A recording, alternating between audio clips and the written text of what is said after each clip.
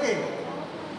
తర్వాత ఇక్కడికి వచ్చినటువంటి అందరికీ మన కొరకు మనం అందరం ఒకసారి గ్రాండ్ క్లాస్ వస్తున్నాం. మన కొరకు మనం. Okay, thank you. ఇప్పుడు మనము ఆర్సీఎం మీటింగ్ను ప్రారంభించుకుందాం. ఈ మీటింగ్ను మహిళలు ఎక్కువ శాతం వచ్చారు కాబట్టి ఒక మేడం, గ్రేట్ లీడరు ఆమె, మనకు ఆర్సీఎం మీటింగ్ చెప్పడానికి రుహీనా మేడం ఫ్రమ్ ఎక్కడ?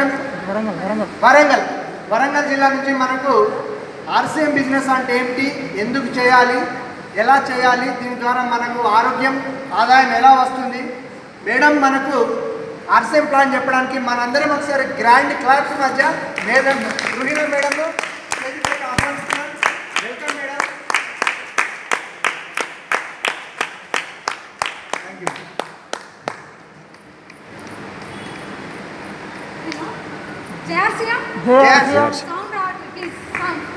కొంచెం గట్టిగా మాట్లాడండి మేడం. జయఆర్సీఎం ప్లీజ్, ఇంకా గట్టిగా జయఆర్సీఎం. ఎందుకంటే జయఆర్సీఎం అన్న ఈ వర్డ్లో నాకు ఒక పవర్ఫుల్, అది నాకు చెప్పలేని ధైర్యాన్ని ఇస్తుంది అనమాట నాకు అది. ఎందుకంటే ఇది నేను ఫస్ట్ ఆఫ్ ఆల్, నా పేరేంటంటే రుహీనా, చదువుకుంటూ ఆర్సీఎం బిజినెస్ నేర్చుకుంటున్నాను నేను. అంటే సిస్టమ్ గురించి తెలుసుకున్నాను. అందరికీ ఆరోగ్యం కావాలా వద్దా? కావాలి. ఆరోగ్యం అందరికీ కావాలా వద్దా? ప్లీజ్ అందరికీ మాట్లాడాలి కదా, మాట్లాడండి ప్లీజ్, దయచేసి మాట్లాడండి. ఇక్కడ వరకు వచ్చారు అంటే మనం బయట ఎంతో టైం వేస్ట్ చేస్తూ ఉంటాం. టీవీ ముంగట కానివ్వండి, పక్క ఇంటి వాళ్ళతో మాట్లాడడం, ఫోన్లో కానివ్వండి, అక్కడ ఇక్కడ ఎంతో టైం. అందరికీ 24 hours ఉన్నాయి కదా, ఉన్నాయా? కానీ ఎవరెవరు ఏం చేస్తున్నారు? చాలా టైం వేస్ట్ చేస్తున్నాం. మంచి విషయాలకు మనం ఎక్కువ కేటాయించట్లే టైంని. అంటే ఫస్ట్ వచ్చేసి ఆర్సీఎం ఎందుకు చేయాలి? మరి నేను స్టడీ చేస్తున్నా, చదువుకుంటున్నా, నాకు అవసరం లేదు కదా ఆర్సీఎం. ఇక్కడికి ఎందుకు వచ్చా నేను? నాది ఇక్కడ కాదు, కొత్తగూడెం సైడ్ అయినప్పటికీ నేను ఇంత దూరం ఎందుకు వచ్చా? ఆ సిస్టంలో అంత పవర్ ఉంది. మళ్ళీ ఒకసారి నేను చెప్తున్నా, టీసీ సార్కి ఈ సందర్భంగా కంపెనీ ఎండి, ఆర్సీఎం కంపెనీ ఎండికి గ్రాండ్ క్లాప్ ప్లీజ్. టీసీ సార్కి కొంచెం గట్టిగా ప్లీజ్, దయచేసి గట్టిగా. ఎందుకంటే మొత్తం స్వార్థంతో నిండి ఉంది ఈ ప్రపంచం అంతా. స్వార్థం. నాకే కావాలి కదా. అంటే ఎందుకు అంటే ఏది చూసినా కూడా ఈరోజు అందరు ఎలా ఉన్నారంటే, అందరూ డబ్బు వెనుక పరిగెడుతున్నారు. డబ్బు. ఆ డబ్బు లాస్ట్కి జబ్బుని తీసుకొస్తుంది.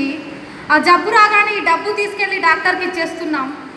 డబ్బు ఎక్కడికి పోతుందో తెలియదు, ఆరోగ్యాలు పోతున్నాయి. పుట్టింది తెలియట్లే, చనిపోయింది కూడా తెలియట్లే. మన పేర్లు ఎక్కడైనా చరిత్రలో నిల్చున్నాయా? లేవు. మన తాతగారులు చనిపోతే మన పేర్లు గుర్తుంటున్నాయా? లేదు. కానీ గాంధీ గారి పేరు ఎందుకు గుర్తుంది ఈ రోజు వరకు?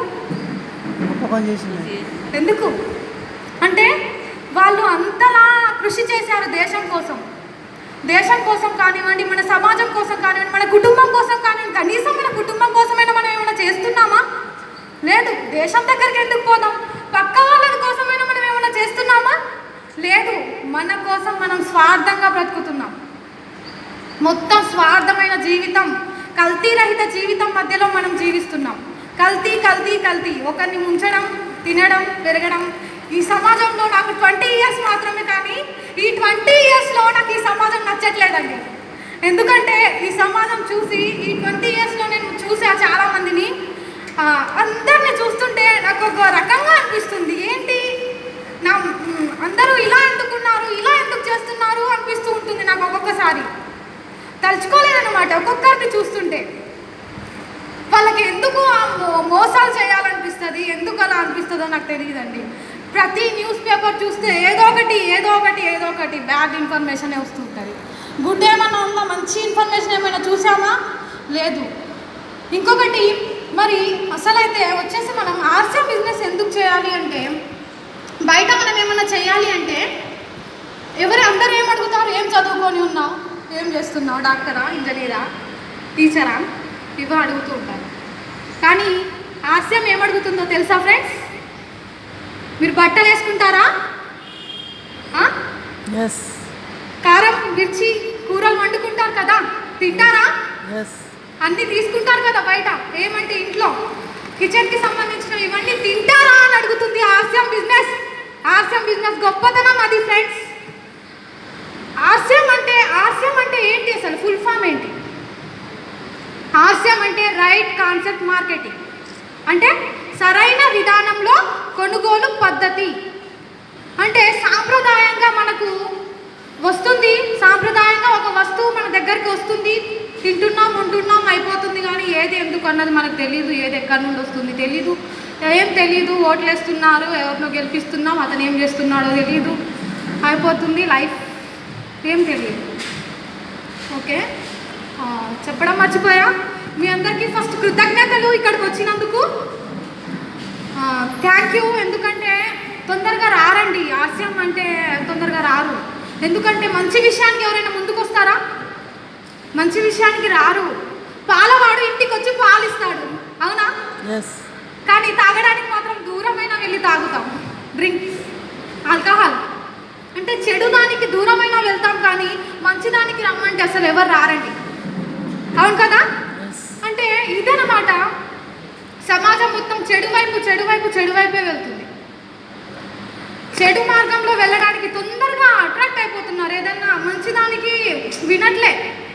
మంచిదాన్ని ఎన్నిసార్లు మొత్తుకొని చెప్పండి పో, నువ్వు ఎవరో నాకు తెలియదు అన్నట్టే వెళ్ళిపోతారు.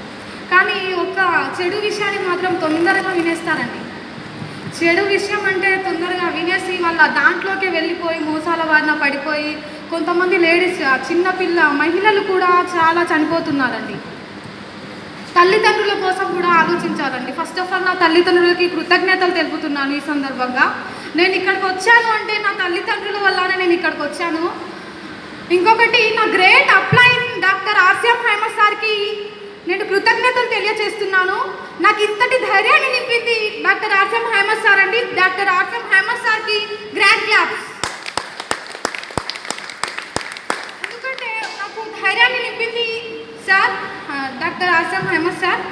సో అయితే మనం ఫస్ట్ టాపిక్ వచ్చేద్దాం, టైం ఎక్కువ లేదు కదా. ఓకే, అందరూ సక్సెస్ అవ్వాలి అనుకుంటున్నారా? ప్రతి ఒక్కరు సక్సెస్ అవ్వాలి అని అనుకుంటున్నారు కదా. లైఫ్లో సక్సెస్ అవ్వాలని, బిజినెస్లో సక్సెస్ అవ్వాలని ఎంతో మందికి ఉంటుంది కదా. ప్రతి ఒక్కరికి ఉంది కదా, అందరికీ ఉందా లేదా? ఉంది కదా, మాట్లాడండి. ఓకే, అయితే ప్రతి ఒక్కరు సక్సెస్ అవ్వాలి అనుకుంటున్నారు, కానీ ఎందుకు సక్సెస్ అవ్వట్లేదు దాని గురించి ఆలోచించారు. సక్సెస్ అవ్వాలని ఉంది, కాకపోతే ఎందుకు సక్సెస్ అవ్వట్లేదు అంటే దాని గురించి ఎవరు పట్టించుకోవట్లేదు. అయితే నేను ఇక్కడ సక్సెస్ కావాలి అనుకుంటున్న పర్సన్స్ ఒక 7 మెంబర్స్ ఇక్కడికి రాండి ఫ్రెండ్స్. ఒక 7 మెంబర్స్ స్టేజ్ మీద రండి. లేడీస్ అయినా పర్లేదండి, భయపడకండి, నేను కూడా ఇక్కడ ఉన్నాను. ఎందుకంటే లేడీస్ ఫస్ట్ ముందుకు రావాలి, లేడీస్ ఫస్ట్ ముందు ఉండాలండి.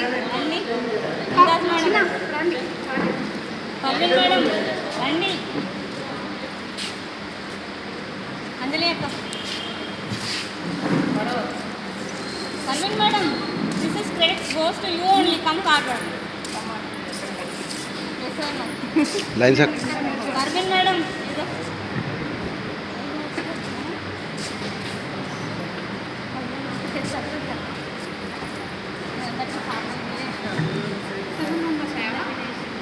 Okay, madam.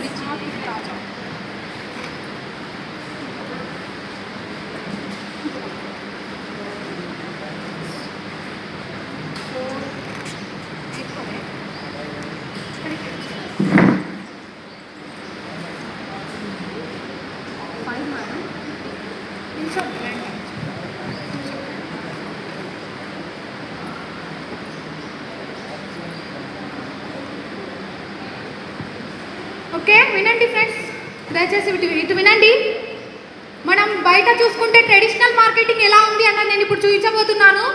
ట్రెడిషనల్ మార్కెటింగ్ ఎలా ఉంది, ట్రెడిషనల్ సాంప్రదాయంగా వస్తున్న మార్కెటింగ్ అంటే సాంప్రదాయంగా మనం ఎలా తీసుకుంటున్నాం ఒక వస్తువుని ఒక వస్తువు తయారైంది, ఆ వస్తువు మన దగ్గరికి ఎలా వస్తుంది నేను ప్రాక్టికల్గా ఇక్కడ మీకు చూపిస్తా. అంటే బయట ఎలా జరుగుతుంది, ఒక వస్తువు ఒక కంపెనీ దగ్గర తయారైన వస్తువు కస్టమర్ దగ్గరికి ఎలా వస్తుంది అన్నది నేను తెలియజేస్తా.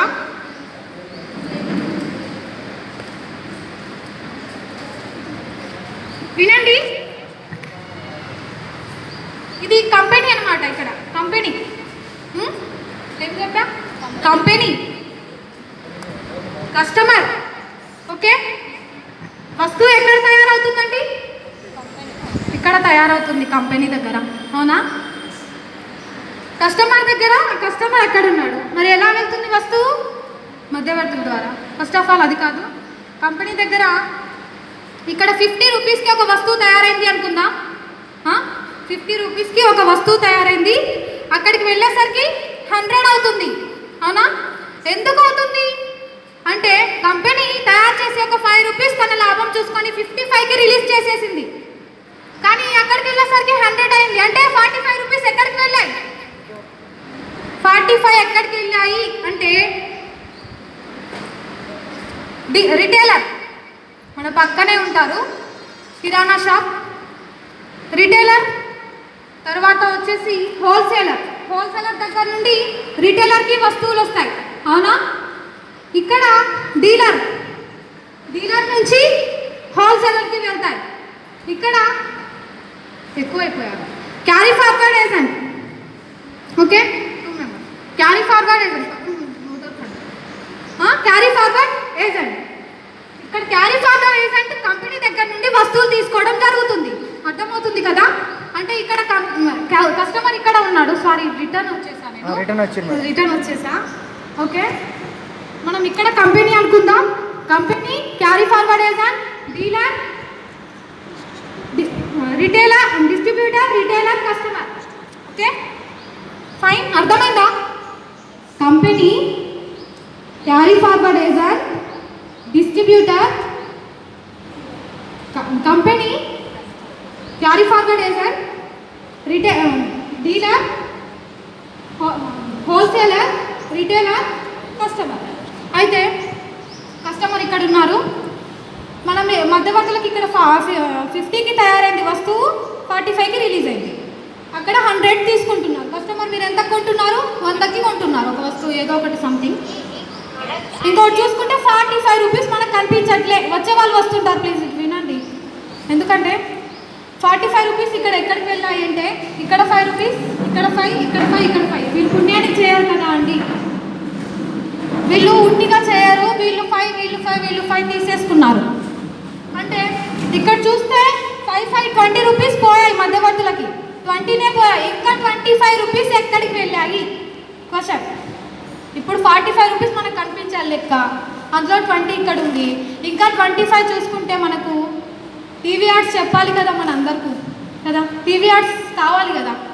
టీవీ యాడ్స్కి ఒక 10 రూపీస్. మరి ఇంకా 15 రూపీస్ ఎక్కడికి వెళ్ళాయి? నేను వెళ్ళి, మీరు వెళ్ళి టీవీ యాడ్లలో ఇది కొనండి అని చెప్తే కొంటారా మీరు? కొనరు. ఎందుకు? మీకు కావాలి కదా సినిమా యాక్టర్స్, మహేష్ బాబు, చిరంజీవి, వీళ్ళందరూ కావాలి కదా. అంటే వీళ్ళ ద్వారా మనం అట్రాక్ట్ అయిపోయి వెళ్ళి ఏ వస్తువు వాళ్ళు, ఆ సబ్బు మహేష్ బాబు వాడతాడో లేదో తెలియదు. లక్స్ ఎవరు చెప్పేది? ఆమె చెప్తుంది, ఆమె వాళ్ళ కుక్క పెంచుకునే కుక్కకు కూడా రాయదండి ఆ సబ్బు. ఎందుకంటే ఆమెకు తెలుసు, ఆమె ఒక టీవీ యాడ్ ఇచ్చేసింది, వెళ్ళిపోయింది. అంటే ఇక్కడ లాస్ అయ్యేది ఎవరండి? ఇక్కడ 45 రూపీస్, ఇక్కడ 20 రూపీస్ టీవీ యాడ్స్, ఇంకొకటి మీడియాటర్స్, వీళ్ళందరి ద్వారా మనకి 45 రూపీస్ పోతున్నాయి. కంపెనీ భరిస్తుందా 45 రూపీస్?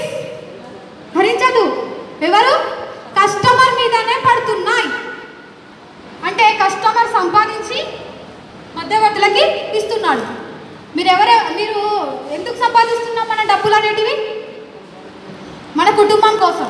కానీ మీకు తెలియకుండా 7 కుటుంబాలను పోషిస్తున్నారు. అవునా? అందుకే మన ప్రపంచం వైజ్గా చూసుకుంటే 1% ఇన్కమ్ మాత్రమే ఉంది. 1% ఇన్కమ్ ఉంది. ఆ 1% ఇన్కమ్ కోసం నేను కొట్లాడడం, మీరు కొట్లాడుకోవడం సరిపోతుంది. అంటే ఎవరికి కూడా అది ఈక్వల్ లేదు, ఉండట్లే అనమాట. అది ఎవరికి కూడా. వెళ్తున్నాం షాపులలో, అది కొందాం, ఇది కొందాం, ఫస్ట్ రేట్ చూస్తాం మనం, ఎందుకంటే ఇన్కమ్ లేదు. అంటే ఇదంతా మన ఇన్కమ్ అంతా మధ్యవర్తులకు వెళ్ళిపోతుంది. అవసరమా వీళ్ళందరూ మనకు?